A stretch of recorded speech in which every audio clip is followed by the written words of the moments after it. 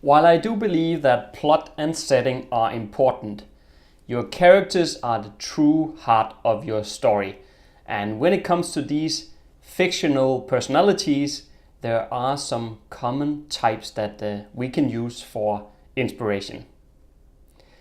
I'm not going to talk about elves and wizards in this video. While they do create instant genre recognition, it's as ever important to make things our own, to make it unique.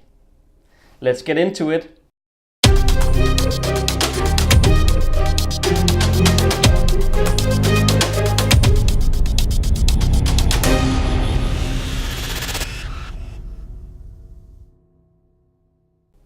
Hi guys, my name is Jesper and welcome to the Fane of Fantasy.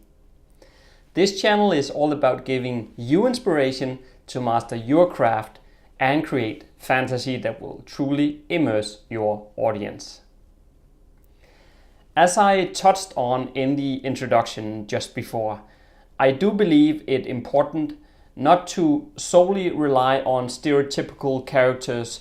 So in today's video, I'm going to give you some common types, but then I will also give you a set of inspirational questions that you can ask yourself in order to make them more original.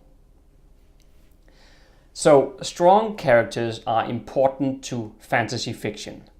In this genre of ours, fantasy, we are often dealing with grand scale stories, and by introducing characters that your audience care about, you not only make it seem more tangible, it also helps in reaching a better understanding of the imaginative setting when we see it through the eyes of someone that we care about.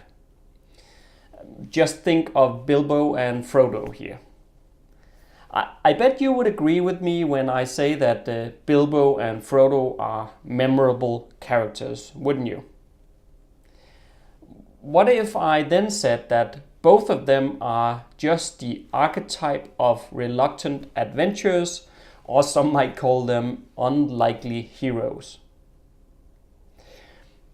The thing is that in order to develop memorable characters, it's not a bad idea to look at some of the common types.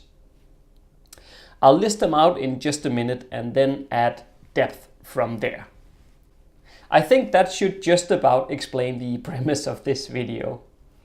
All the inspirational questions will also be listed in the comment section below, so no need to take any notes. Let's move into the first character type. This is, of course, the protagonist.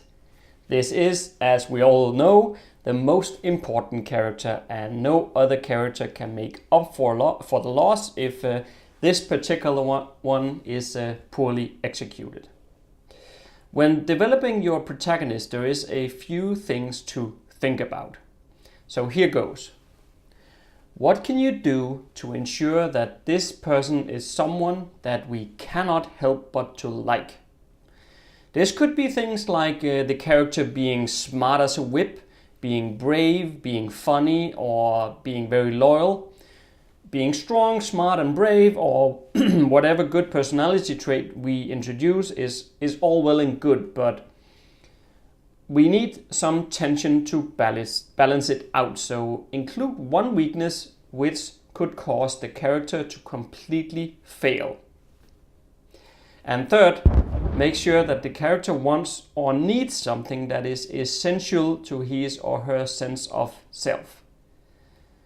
Then put one obstacle after the other in their way and allow the character to be affected by these. Over time, we should see the character transform into a new version of themselves. Just consider Frodo again here. This is not the same character in the beginning of The Lord of the Rings as by the end of it. This is what will deepen our relationship with the character. So next up is the counterpart, the antagonist. I talked about how to create a memorable antagonist in another video. I've added a link to it right here on the screen. So I won't go into all the same here, but in summary, the antagonist needs to believe in what he or she is doing. No one is evil for the sake of being evil. An antagonist with motives and reasons is 100 times more interesting. Again, here are 3 things to consider. Create a redeeming quality that at least makes the character slightly relatable.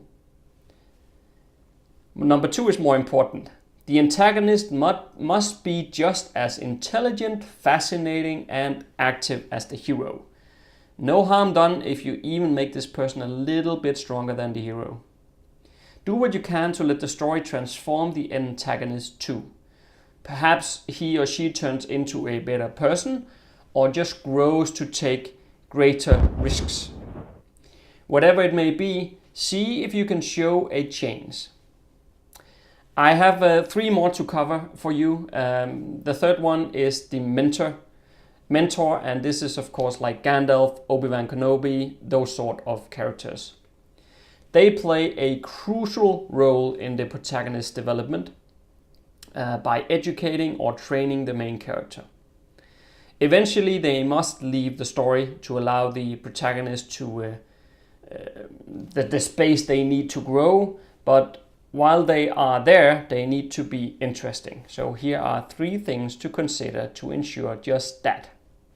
1. Can you introduce a subplot that is carried by the mentor in order to add more depth and to ensure that the character doesn't become an information stands who always have all the right answers for the heroes and so forth. Think of relationship connections for number 2.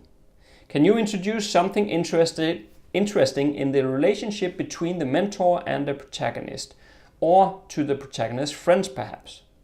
Something that adds tension in one way or another. Could the mentor at some point turn out to be wrong? And what interesting twists and turns could develop from that? Before heading into the last 2, I would like to mention Patreon. There is a link in the description field just below. For as little as $1 a month, you will get into the reward program. That is what helps me keep this channel going and also keep it free of any ads, so do check it out. What would Frodo be without Sam? Sidekicks are loyal to the bitter end. They serve a very important function, and that is to humanize the protagonist. As I said, the protagonist will have some truly remarkable character traits, so we need to show their softness too. In developing a good sidekick, these are the 3 things to consider. 1. In which ways can the sidekick show how he or she is an ordinary person but still be wanting to support and help the protagonist? 2. What is that special bond between them and why is it there? 3. What creative ways is there to allow the sidekick to offer some wisdom or comic relief when it all becomes too much and too dark? You know, R2-D2 is a perfect example of this, and Sam does the same thing multiple times in the Lord of the Rings. How can you make the sidekick invaluable to the protagonist? He or she needs to complement the hero or the story in ways where the protagonist cannot succeed without the sidekick. I guess that was 4 things, but okay, we're on to our last one, guys. This is of course the love interest. Much like the sidekick, this character also helps in humanizing the protagonist. In addition, the love interest gives you some additional opportunities to introduce conflict and suspense. So that is advice number 1. Think of ways in which the love interest can add tension to the story. This doesn't have to be like the stereotypical love triangles or something like that. It could be that the love interest just sees or does things in a different way, which kind of leads me on to number 2 here. And that is, make sure that the love interest is a multi-dimensional character with his or her own beliefs and motivations. It doesn't work if the character is only there to serve the protagonist. Number 3, this third advice is really more of a reminder. Just because we are dealing with fantasy, there is no need to make the relationship to the love interest something to do with like magic or destinies or something like that. You know, plain old everyday relationship development is just fine. I hope that wasn't too confusing or too much, but I wanted to do the subject justice, and as mentioned, all the questions related to each character type is listed in the comment section below, so it should be fairly easy for you. We can't forget about the question of the week. I would love to know if you have some other common character types and how can we make sure that they are unique too. So if you list those down in the comment section.